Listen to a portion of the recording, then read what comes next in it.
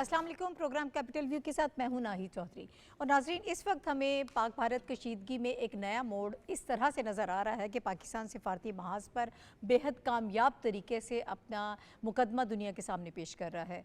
और इस चीज़ में पाकिस्तान जो है वो कामयाब हो चुका है मुकम्मल तौर पर दुनिया को ये बताने में कि इस वक्त दहशत गर्दी की जो असल वजह है, जो असल बुनियाद है, वो भारत है और भारत ही पूरे ख़ित्ते में कशीदगी चाहता है।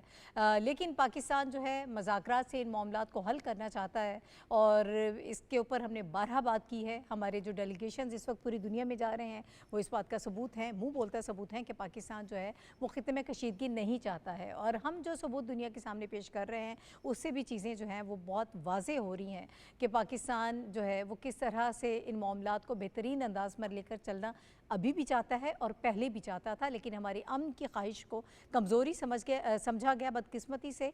और जिस तरह से इंडिया ने पाकिस्तान पर अटैक किया, वो उस पर जो नाकामी और जो हज़ीमत उन्हें उठाना पड़ी, वो भी अपने तौर पर एक दुनिया में इस वक्त मिसाल है। सिफारती जंग का आगाज़ जो है वो पाकिस्तान ने किया, बड़े भरपूर तरीके से किया। पहले वज़ीर आज़म साहब और फील्ड मार्शल जो हैं वो 4 ममालिक का उन्होंने विज़िट किया, वहाँ पर पाकिस्तान के मौक़िफ़ को बेहतरीन अंदाज में पेश किया गया। और उसके बाद बिलावल भुट्टो ज़रदारी जो हैं वो एक हाई लेवल डेलीगेशन के साथ इस वक्त मौजूद हैं US में। पहले वो न्यूयॉर्क में थे, वहाँ बड़े उनकी हाई लेवल की मीटिंग्स हुई हैं और उन्होंने वहाँ जो कश्मीर के हवाले से मसाइल हैं, पानी के हवाले से मसाइल हैं और दहशत गर्दी के जो हवाले से हमारे जो कंसर्न्स हैं उनको बड़े बेहतरीन अंदाज में दुनिया के सामने पेश किया है। आज वो वाशिंगटन जा रहे हैं और वहाँ पर भी ऑब्वियसली इसी किस्म की जो है वो मीटिंग्स जो हैं थिंक टैंक्स के साथ, मुख्तलिफ डिपार्टमेंट्स के हेड्स के साथ उनकी तय हैं।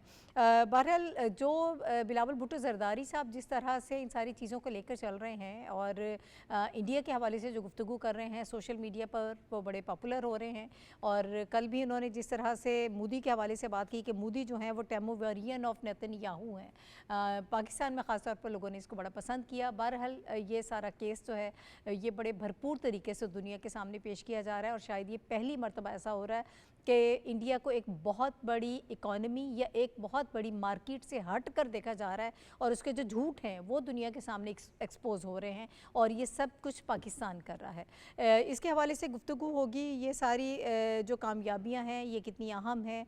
आज इसहाक डार साहब जो नायब वज़ीर आज़म हैं, वज़ीर ख़ारिजा हैं, उन्होंने भी इस हवाले से गुफ्तगू की कि हम मुज़ाकरात करना चाहते हैं पानी के मसले पर, दहशत गर्दी के मसले पर और कश्मीर पर, लेकिन हम इसके लिए इतने बेताब नहीं हैं, इतने बेचैन नहीं हैं। इसको हमारी आप कमज़ोरी ना समझें, ये सिर्फ हमारी अमन की ख्वाहिश है।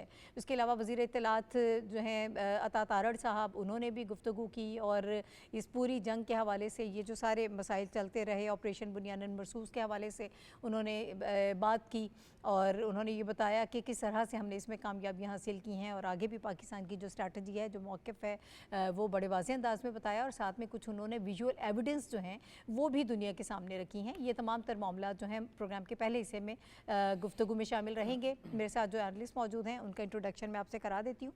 हमें प्रोग्राम ज्वाइन कर रहे हैं रशीद साफ़ी साहब, उनके साथ मौजूद हैं शनीला अमार साहिबा, डॉक्टर फ़ारूक आदिल साहब हमें ज्वाइन कर रहे हैं और इसके अलावा लाहौर स्टूडियोज़ में आका इकरार हारून साहब इस वक्त हमें ज्वाइन कर रहे हैं। मेरे चारों पैनलिस्टों मेरे साथ मौजूद हैं, आपका बहुत शुक्रिया। साफ़ी साहब, आपसे आगाज़ कर लेते हैं। सर, इस सिफारतकारी को किस तरह से आप देख रहे हैं? बड़ा अग्रेसिवली पाकिस्तान जो है इस पर काम कर रहा है, बड़ा बरवक्त ये सारे मामले का आगाज़ कर दिया गया और जितना पैसा उन्होंने बर्बाद किया इस जंग के ऊपर, पाकिस्तान ने फ्री में, आप ये समझें कि अपनी सिफारतकारी में उनके सारे मिशन को ढेर करके रख दिया।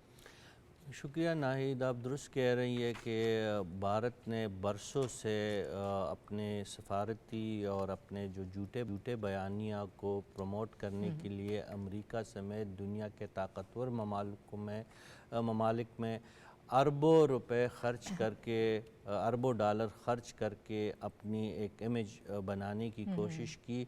लेकिन चूँकि झूठ का जो अंजाम बुरा ही होता है, झूठा बयानिया था, झूठ पे मबनी उनके तमाम जो सफारतकारी थी उसका बुनियाद था, नफ़रत पे बहस था, पाकिस्तान की मुखालिफत पे उनकी सफारती पॉलिसी जो थी वो कायम थी।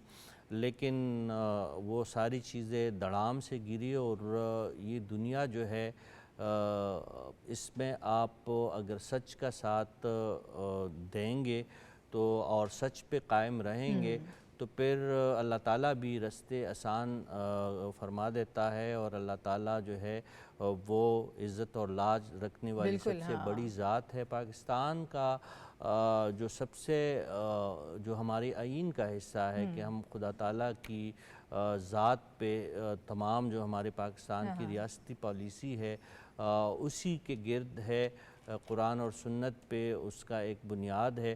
तो उस नतीजे पे हमेशा से पाकिस्तानियों को ये एतमाद था और अल्लाह ताला से ये उम्मीद थी कि पाकिस्तान का जो असल चेहरा है, जो अमन परस्ती पे मबनी है, जो अपने पड़ोसियों के साथ इसार और दोस्ती और भाईचारे पे मबनी है, उस पॉलिसी की एक दिन दुनिया को मालूम होगा और दुनिया एक्नॉलेज करेगी। ये मई के आगाज़ में जो भारत ने जिस शिद्दत पसंदी और इश्तियाल अंगेज़ी का मुज़ाहरा करके पाकिस्तान के ख़िलाफ़ क़ुव्वत का इस्तेमाल किया और गुरूर और तकब्बुर में आके पाकिस्तान को छोटा समझ के, पाकिस्तान को कमज़ोर समझ के, पाकिस्तान की जो ख़ुद मुख्तारी है उसको पामाल करने की जो नापाक कोशिश और जसारत की थी, पाकिस्तान ने पहली फ़ुर्सत में उनको जंगी मैदान में बिल्कुल लिटा दिया था। और अब सफारती मैदान में पाकिस्तान को अल्लाह ताला के रहम करम में इसको खुसूसी तौर पे हमारी ज़ोर बाजू जो रियासत की है वो अपनी जगह पे, लेकिन बहैसियत मुसलमान हमारा ये अक़ीदा है कि अल्लाह ताला की ज़ात जहाँ पे हो और अल्लाह ताला जहाँ पे इंसान को इज़्ज़त और ज़िल्लत दोनों अल्लाह ताला के हाथ में होते, हमारे अक़ीदे का हिस्सा है। तो अल्लाह ताला ने पाकिस्तानी कौम और पाकिस्तानी रियासत को इज़्ज़त से नवाजा है। ना सिर्फ जंगी मैदान में हमने भारत का गुरूर खाक में मिला दिया है, बल्कि सफारती सतह पे भारत जिस तरीक़े से तन्हा हुआ है, ये भारत खुसूसन बीजेपी और मोदी के वहम गुमान में भी नहीं था। सही। बिलावल भुट्टो ज़रदारी साहब और उनके साथ जो गया एक बहुत ही ज़ीरक जो वफ्द है, वो तो पाकिस्तान का मुकदमा लड़े गई और उनकी पजीराई तो फितरी बात है अमेरिका, और उसके बाद वो जहाँ जहाँ जाएंगे हमें यही उम्मीद है कि पाकिस्तान के बयानिया को और पाकिस्तान जो हक़ाइक़ दुनिया के सामने रखने जा रहा है उसकी तौसीक़ और तारीफ़ ज़रूर होगी।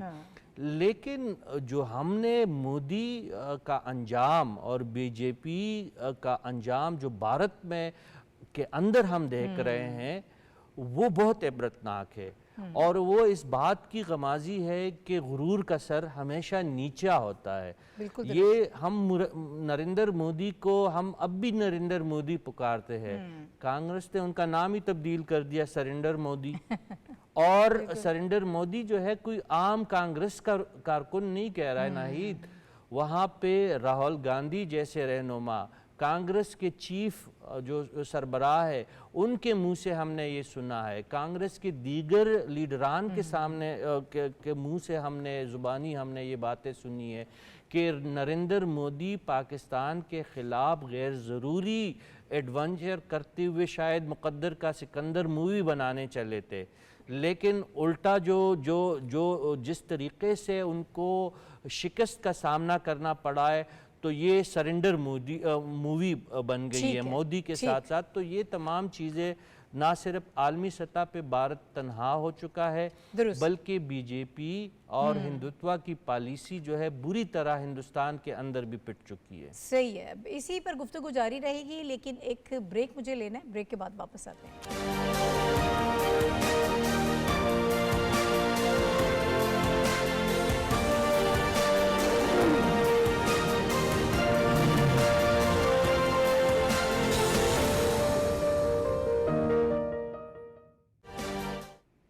Welcome back to the show. और इस वक्त हम बात कर रहे हैं पाकिस्तान का जो डेलीगेशन मौजूद है बिलावल भुट्टो ज़रदारी साहब की सरबराही में यूएस में, उसके हवाले से कि वो किस कदर कामयाब तरीके से पाकिस्तान का मौक़िफ़ जो है वो दुनिया में पेश कर रहा है। और चूँकि हम सबूत के साथ बात कर रहे हैं तो ये एक बड़ा वाज़े फ़र्क है शनीला, पाकिस्तान और भारत के मुक़दमे में उनके पास कोई सबूत नहीं है, इल्ज़ामात हैं और वो माजी में जिस तरह से इल्ज़ामात लगाते रहे हैं वही चीज़ें हैं।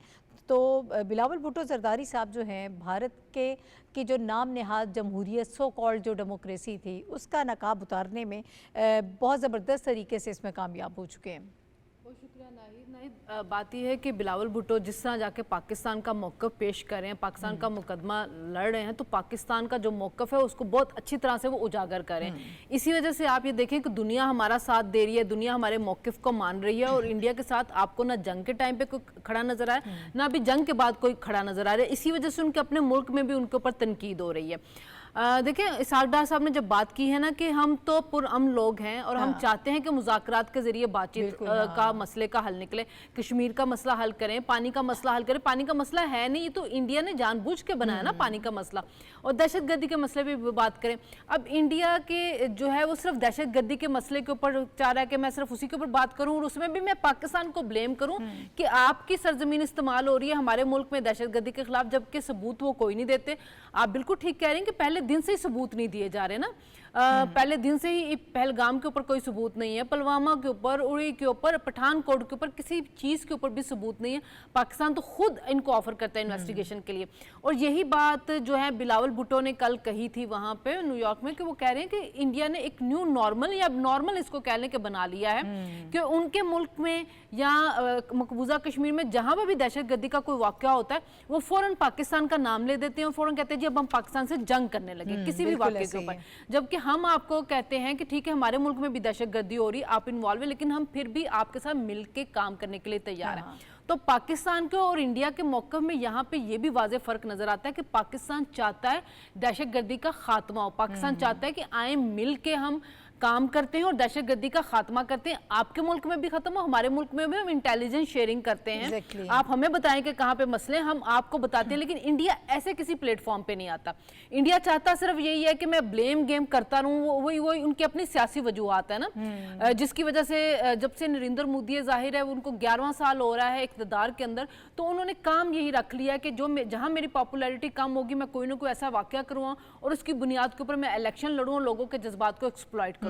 तो अब उनके मुल्क के लोगों को भी समझ आ रही है, इसलिए वहाँ पे लोग जो है वो रैलियां निकाल रहे हैं कि नहीं हमें वॉर नहीं चाहिए, आप पुरअमन तरीके से मामलात को हल करें। इसी वजह से कांग्रेस भी उनको अब कह रहा है, क्योंकि इनकी पॉलिसीज़ है ये हिंदुत्व की जो पॉलिसीज़ है जिसमें अक़लियतों के ऊपर जुल्म हो रहा है, तो पहले आप अपने मुल्क के अंदर जाके मामलात को ठीक करें। आपके अवाम को तो ये, सारी अवाम को नहीं, बीजेपी को तो ये बर्दाश्त नहीं हो रहा कि जो आपने वफ्द सफारती भेजा उसमें मुसलमान क्यों है।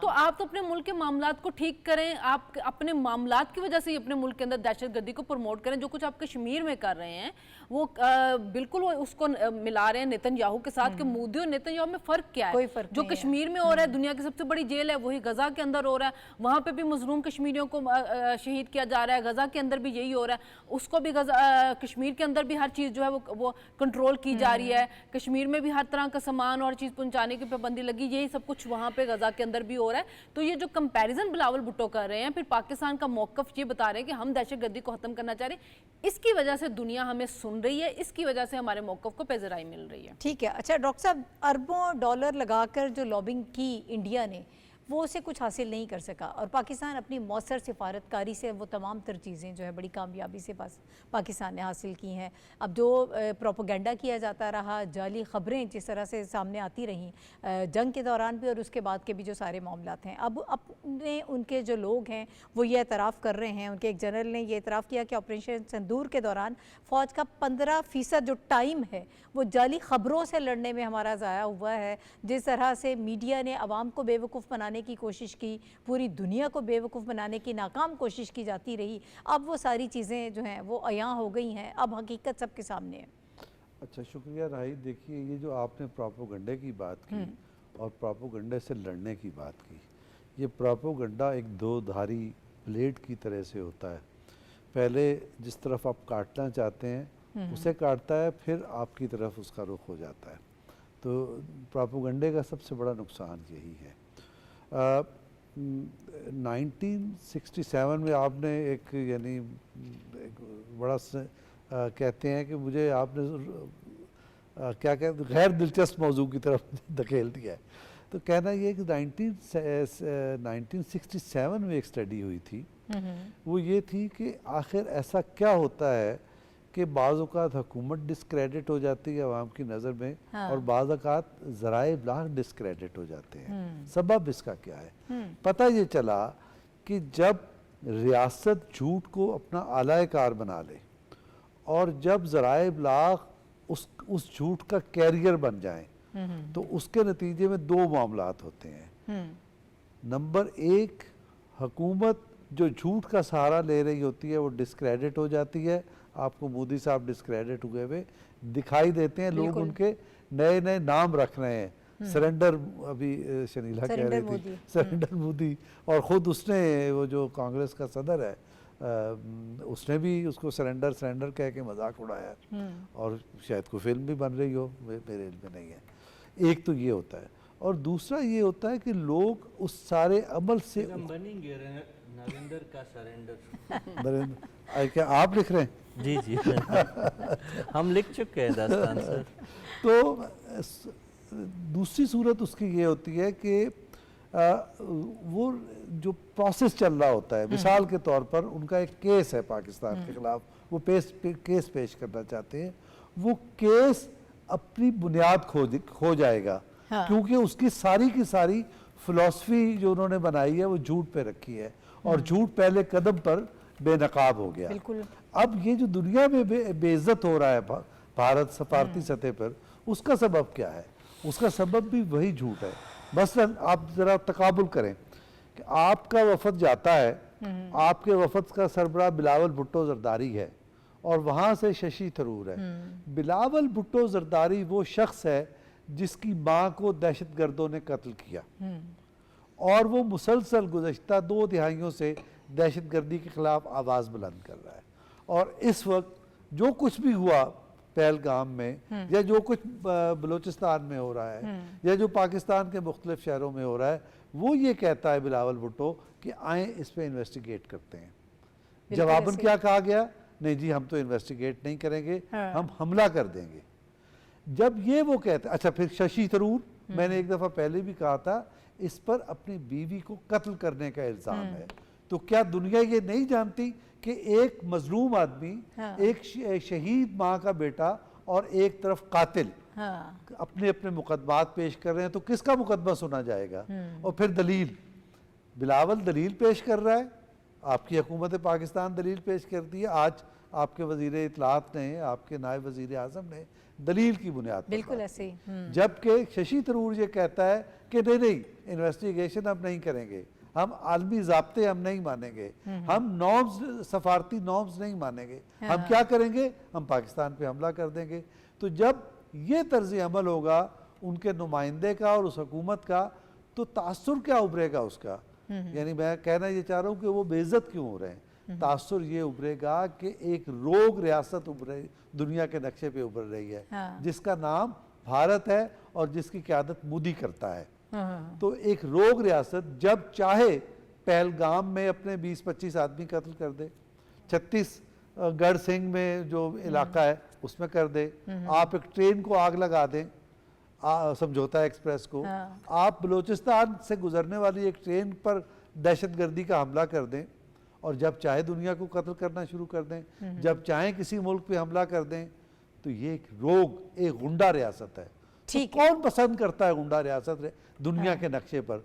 लिहाजा ये पहचानने का वक्त है इंडिया के अवाम को भी, इंडिया की लीडरशिप को भी और दुनिया को भी, कि क्या हम गुंडों को इस दुनिया पर गुंडागर्दी का लाइसेंस देने जा रहे हैं? लिहाजा भारत के लिए मसाइल पैदा हो रहे हैं। बिल्कुल, और ये इकरार साहब, इसी बात को हम ज़रा आगे लेकर चलते हैं कि पहचानने की ज़रूरत है। लगता है कि भारत में इस वक्त जो हमें अंदरूनी तौर पर जो दबाव नज़र आ रहा है पब्लिक की तरफ से, वो शायद पहले इतना ज़्यादा नहीं था, और जिन नामों से पुकारा जा रहा है नरेंद्र मोदी को, इससे पहले इस तरह वाशगाफ अल्फाज में खुलकर ऐसी मुखालफत हमने नहीं देखी है जो इस एडवेंचर के बाद उनको फेस करनी पड़ रही है। और ओवरऑल देखें, पाकिस्तान ने सिफारतकारी से जिस तरह से दुनिया को असल हकीकत और असल चेहरा दिखा दिया है भारत का, और ये भी शायद फर्स्ट टाइम ही हो रहा है कि वो इस वक्त हमें डिफेंसिव लाइन पर नज़र आ रहा है।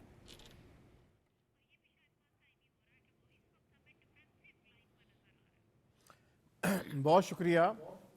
देखिए, इंडिया 2.8 अरब डॉलर सालाना खर्च करता है अपने फॉरेन रिलेशनशिप में, और ये अमाउंट में जो यूनियन कंट्री अब जो गवर्नमेंट्स हैं उनकी जो अपनी कल्चरल और टूरिज़म एक्टिविटी है उसमें ऐड नहीं है। और उसके अलावा जो यूनिवर्सिटीज़ जो हैं वो बायलैटरल या ट्रायलैटरल या मल्टीलैटरल एक्टिविटीज़ करती हैं इंटरनेशनल लेवल पे, वो भी शामिल नहीं है। एक मुताद अंदाजे के मुताबिक अगर ये यूनियन जो इनकी स्टेट्स हैं उनका ख़र्चा डाल लिया जाए और जो इंडिपेंडेंट और स्टेट यूनिवर्सिटीज़ हैं उनका ख़र्चा डाल दिया जाए तो तकरीबन ये अमाउंट जो है वो 4 अरब US डॉलर के करीब बनती है सालाना। एक अपना इंडियन जो सो कॉल्ड एक कलरफुल फेस था उसको मेंटेन करने के लिए जो कम्प्लीटली उसके चेहरे पे कालख लग चुकी हुई है। दूसरी तरफ देखें हमारे पास जो रिसोर्सेज हैं वो सिर्फ 125 से 130 मिलियन US डॉलर सालाना के हैं। इंडिया के 130 ममालिक के बीच में मिशंस हैं, हमारे पास हमारे सिर्फ 89 में मिशंस हैं। फिर भी अल्हम्दुलिल्लाह अल्लाह ताला ने सच को जीत दी है और जहाँ भी हमारा डेलीगेशन जा रहा है उसको बहुत सीरियसली लिया जा रहा है। और एक वीडियो बड़ी वायरल हुई हुई है इंडियन साइट के ऊपर, वहाँ पे जो इनका जो डेलीगेशन जा रहा है वो एक खातून है, वो गाने सुना रही हैं बैठ के यूरोपियन यूनियन के मेंबर ऑफ पार्लियामेंट को। मौजूद है, मैंने नहीं बनाई है क्योंकि वहाँ बात करने को है ही कुछ नहीं इनके पास। देखिए पूरा का पूरा जो एक इन्होंने एक बिल्डअप किया था पाकिस्तान के ख़िलाफ़ 90 की दहाई से जो एक नैरेटिव चल रहा है ना, वो चल रहा था रीज़न टू बिलीव के बेस के ऊपर। और ये बेसिकली डिक्शन जो है वो क्वाइंड की थी अमेरिका ने जब उसने हमला करना था इराक़ के ऊपर, और वहाँ से ये शुरू हुई थी we have reason to believe. तो उसको इस्तेमाल करते हुए हमेशा इंडिया ने इल्ज़ाम लगाया कि I have reason to believe कि अगर हमारे यहाँ पे एक दरख्त को आग भी लग गई है तो उसमें आतंकवादी जो है वो पाकिस्तान से आए थे आग लगाने के लिए। अब दुनिया उससे बहुत आगे जा चुकी हुई है। जो ये यूक्रेन और रशिया की वॉर है उसने यूरोप के तो डायनामिक्स सारे बदल के रख दिए हुए हैं, और अब रीज़न टू बिलीव का जो मंत्रा है वो इंटरनेशनली ही एक्सेप्टेबल नहीं रहा है और ये बेचना जा रहे हैं। एक बड़ा अच्छा आर्टिकल मैंने कुछ दिन पढ़ा, राइटर ने लिखा हुआ था कि Jaishankar is trying to sell Hindustani ambassador in a Tesla market. तो जो ये बातें इस वक्त बेचने जा रहे हैं यूरोप में या नॉर्थ अमेरिका में, उसको सुनने के लिए कोई तैयार नहीं है। We have facts, we have figures, we have transfer of money content, हमारे पास रिकॉर्ड है, तो ऑडियोज हैं, वीडियोज हैं, पैसों की ट्रांसैक्शंस हैं। जब हम अपना रिकॉर्ड देते हैं तो लोग वो बाकी कहते हैं कि जनाब देयर मस्ट बी इन्वेस्टिगेशन। तो this is what we call कि yes we want an investigation, कि जो पाकिस्तान के अंदर इंडिया इन्वॉल्व है क्रॉस बॉर्डर टेररिज्म में, तो अब पाकिस्तान का मौक़िफ़ सुन के जो इंटरनेशनल फोरम्स है वो कह रहे हैं कि यस आप ठीक कह रहे हैं, इस पर इन्वेस्टिगेशन होनी चाहिए। तो हम यही तो सेल करने जा रहे हैं कि we need investigation of everything from Pahalgam to Balochistan and all issues what we face every day. So Pakistan का, और माशाल्लाह अल्लाह अपने हिफ्ज़-ओ-मान में रखे, हम कोई मुकाबला, ये वॉर पाकिस्तान की नैरेटिव की वॉर पाकिस्तान के फॉरेन ऑफिस में ISPR ने और पाकिस्तान के रीजनेबल मीडिया, रिस्पॉन्सिबल मीडिया ने इकट्ठे जीती है। ठीक है, बिल्कुल। जो इस वक्त हम पाकिस्तान और भारत के जो सारे मामलात हैं जिनके हवाले से हम बात कर रहे हैं, विद इन इंडिया जो आवाज़ें उठ रही हैं वो भी इस वक्त बहुत हमें उसका भी दबाव नज़र आ रहा है। ओवरऑल जो सच्चाई है वो वहाँ से भी निकल रही है, अब उन चीज़ों को माना जा रहा है। बिलावल भुट्टो जरदारी साहब ने कल कहा कि 1 महीना लग गया इस चीज़ को मानने में इंडिया को कि वाकई हमारे जहाज़ जो हैं वो गिरे हैं, और वाकई मजबूर हो गए वो ये बात मानने पे। बहरहाल पाकिस्तान की सफारतकारी जारी है, इस हवाले से सारी जो डिटेल्स हैं हम आपसे शेयर कर रहे हैं। सफारतकारी के साथ साथ जो इस वक्त अस्करियत पसंदी है और जो दहशत गर्दी है उससे निमटने के लिए जो हमें अज़्म नज़र आ रहा है, जो इस वक्त कार्रवाइयाँ की जा रही हैं, जो इंटेलिजेंस बेस्ड ऑपरेशंस किए जा रहे हैं, वो अपनी जगह पर बहुत अहम हैं। और इस हिकमत अमली के नतीजे में हम ये देख रहे हैं कि पाकिस्तान ने सिर्फ दहशत गर्दों के ठिकाने ही नहीं बल्कि उनके नापाक जो अज़ाइम हैं उनको भी ज़मीन बोस कर दिया है। बलूचिस्तान और खैबर पख्तूनख्वा में जो इंटेलिजेंस बेस्ड ऑपरेशंस हो रहे हैं उन्होंने दहशतगर्दी की कमर तोड़ दी है। और इन मौसर कार्रवाइयों के नतीजे में हम ये देख रहे हैं कि बलूचिस्तान और खैबर पख्तूनख्वा में 29, 30 और 31 मई और 4 जून 2025 को जो ऑपरेशंस किए गए हैं उसमें मजमूई तौर पर 24 दहशतगर्दों को हलाक किया गया है, जिससे जाहिर होता है कि मुल्क दुश्मन अनासिर का खात्मा जो है वो जारी है। और यकीनन इसके लिए जो पॉलिसी बनाई जा रही है वो भी अपनी जगह पर बहुत अहम है, जिससे हमें इतनी बड़ी कामयाबियाँ हासिल हो रही हैं। इसी बात पर हम गुफ्तगू करेंगे। और फिर साहब, पाकिस्तान की तरफ से, पाकिस्तान जो है वो दहशतगर्दी से हमेशा से लड़ता आया है, एक लंबे अरसे तक पहले भी हमने ये जंग लड़ी है, हमने बड़ा नुकसान भी इसमें बर्दाश्त किया है, जानी तौर पर, माली तौर पर जितना नुकसान हमने उठाया शायद किसी ने इतना नुकसान नहीं उठाया होगा, लेकिन इससे लड़ने का फ़न भी हम जानते हैं।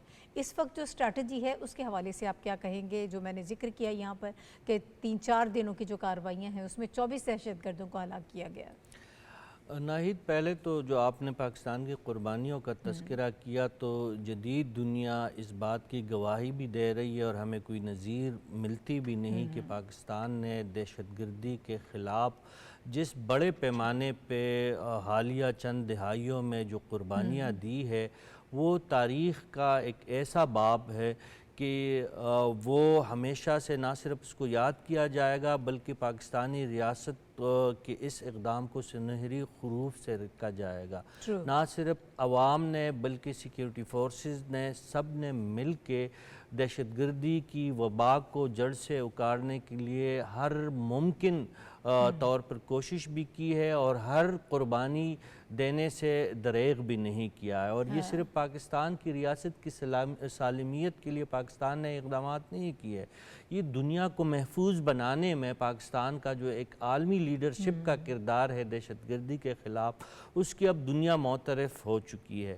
अब आते हैं आपके सवाल के अहम जुज़ की तरफ कि पाकिस्तान की हालिया सिक्योरिटी पॉलिसी कैसी है। और जो आपने हालिया कार्रवाइयों का जिक्र किया बलूचिस्तान और उसके बाद खैबर पख्तूनख्वा में, ये यकीनी तौर पर बहुत बड़ी कामयाबियाँ है। इन कामयाबियों के नतीजे में पाकिस्तान ने ना सिर्फ दहशतगर्दों के नेटवर्क को तोड़ा, उनको जानी नुकसान पहुंचाया, उनको स्ट्रेटेजिक नुकसान से दूचार किया, बल्कि उनके नज़रिए को भी ज़मीन बोस करवा दिया है। जिन बलूचिस्तान में जिस सूबाई हुकूक की गसब करने की जो राम कहानी हम सुनते रहे, या खैबर पख्तूनख्वा में हम सिक्योरिटी फोर्सेस के ख़िलाफ़ जो एक मूवमेंट की जो एक झूठा प्रोपेगंडा हम TTP या SKP की तरफ से सुनते रहे, उन तमाम नज़रियों को पाकिस्तान की अफवाज ने ज़मीन बोस कर दिया, समंदर बुर्द कर दिया है। और उसकी जो एक ताज़ा मिसाल पाकिस्तान ने जो भारत के ख़िलाफ़ जिस जवामर्दी से उनको जो शिकस्त दी, इसके बाद उनके ये बयानिए चलने वाले नहीं है। ना बलोच सो कॉल्ड जो कौम परस्त है, जो BLA की शक्ल में, BLA की शक्ल में है, BYC के शक्ल में है, या जो शिद्दत पसंद गिरोह है अक्रॉस द बॉर्डर पाकिस्तान में जहाँ जहाँ पे है, चाहे वो TTP हो चाहे ISKP हो, इन तमाम गुरोहों को जो शिद्दत पसंद और असला बरदार गुरोह है, उनको सिक्योरिटी फोर्सेस के अमलियात ने बेतहाशा नुकसान पहुंचाया है। लेकिन जो मुझे सबसे बड़ी कामयाबी और जिसके देर पा नताइज जिसकी हमें तवक्को है कि अफवाज पाकिस्तान, रियासती पाकिस्तान और पाकिस्तान की जो सियासी क़यादत है, इन तमाम मुतहारिफ और शिद्दत पसंद गुरोहों के बयानिए को उन्होंने शदीद नुकसान पहुंचाया है। और हमारी नौजवान नस्ल जो किसी ज़माने में थोड़ी बहुत भटक चुकी थी, अब हमें उम्मीद यही है कि उनको अपने रियासत पे, अपने रियासती इदारों पे और अपने सियासी सेटअप पे उनका जो एतमाद है वो बहाल हो रहा है। ठीक है इकरार साहब, ये जो इस वक्त साफ़ी साहब बात कर रहे हैं कि न सिर्फ हम दहशतगर्दी से लड़ रहे हैं बल्कि दुश्मन के बयानिए को भी हमने जो शिकस्त दी है वो बहुत अहम है। और अब दुश्मनों को ये वाज़ेह पैगाम मिल चुका है कि पाकिस्तान में दहशतगर्दों के लिए कोई जगह नहीं है।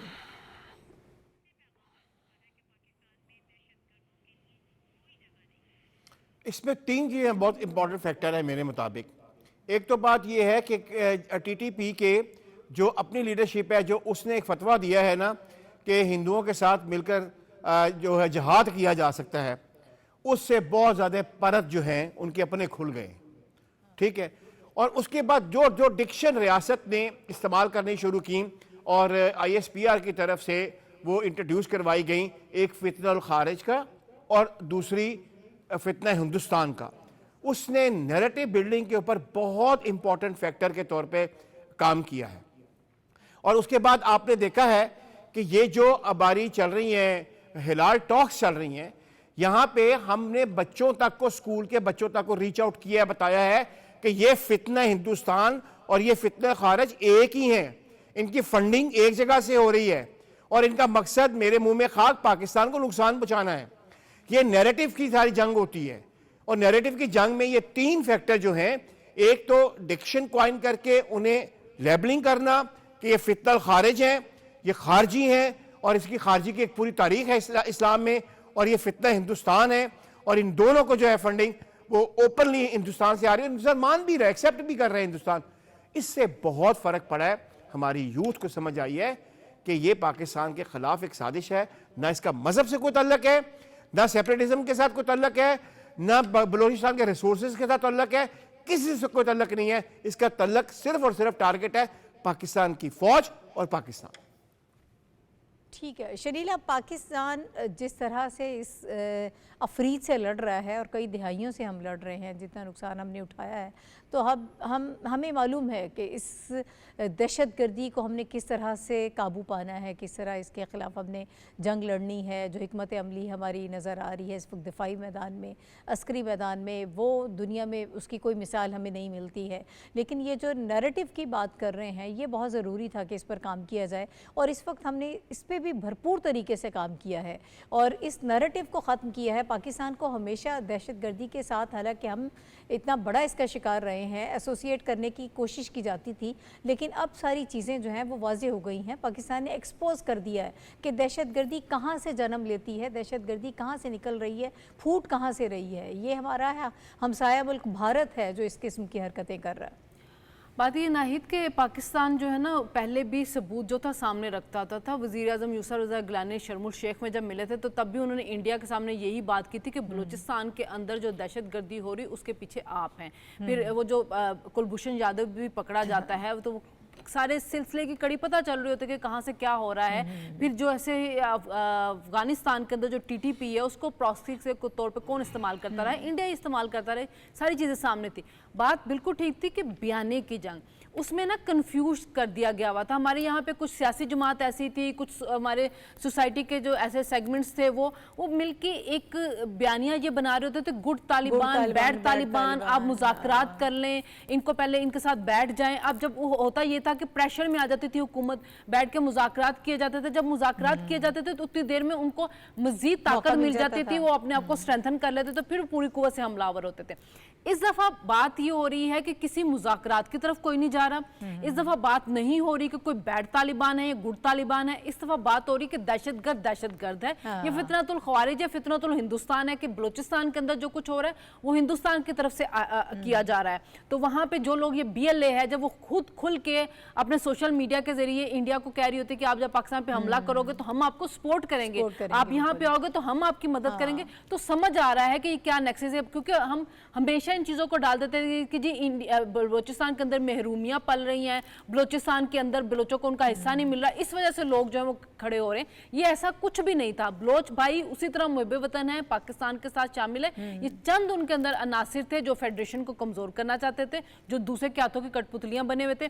इसी तरह भी तालिबान वाला भी मामला था। लेकिन अब कौम यकसा है, सबको नजर आ चुका है कि दहशतगर्द कौन है, मुल्क के खिलाफ कौन है, हमारे अपने लोगों को कौन शहीद कर रहे हैं, वो सब उसके खिलाफ इकट्ठे हैं। हुकूमत की और मिलिट्री एस्टेब्लिशमेंट की एक ही पॉलिसीज़ है कि इनका खात्मा करना है।